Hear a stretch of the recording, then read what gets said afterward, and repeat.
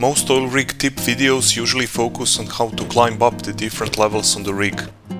In this video I will not be going into detail about things like different lamp jumps on L1 and L2, climbing from level 2 to level 4 using the pipes under the helipad, climbing to level 4 under the torch, or getting on top of the exhaust and getting down without taking any damage, since there are already guides for those jumps on YouTube.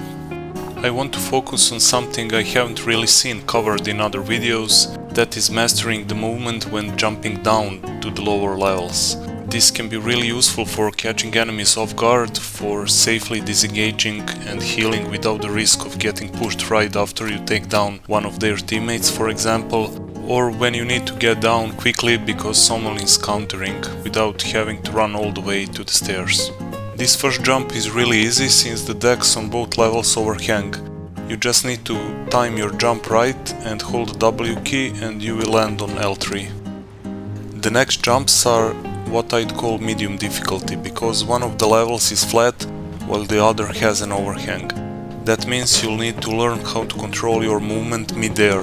Remember, in Rust you can actually steer while jumping. In this case, you'll have to turn mid-air to land on the lower level.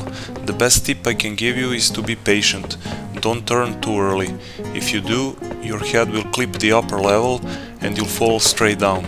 Wait just a moment, then turn. Getting the feel for it comes with practice. Personally, I don't release the W key, I just hold it pressed and steer with the mouse in the direction I want to land. These next jumps are definitely in the hard category, because you are jumping from one flat level to another and you'll need to do a full 180 turn mid-air to land in the opposite direction. Once you master these jumps, you can pretty much change levels anywhere on the oil rig. A good tip is to jump at a slight angle from the top level, that makes it a bit easier.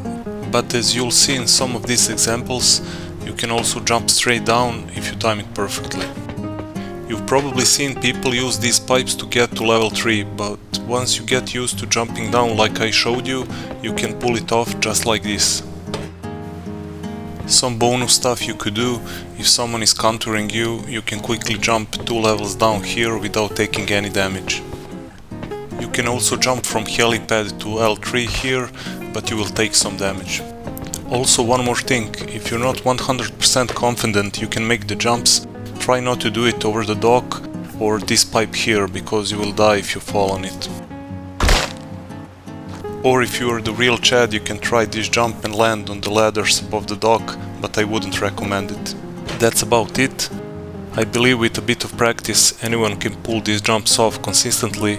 For training, I like to run few of these parkour lines I came up with while waiting for the locked crate timer, if no one is countering, of course. Waiting on a crate can get pretty boring, so this is a fun way to kill some time. If this video helped you or you learned something new, consider subscribing. This was my first video of this type. Have a good vibe and I'll see you in the next one.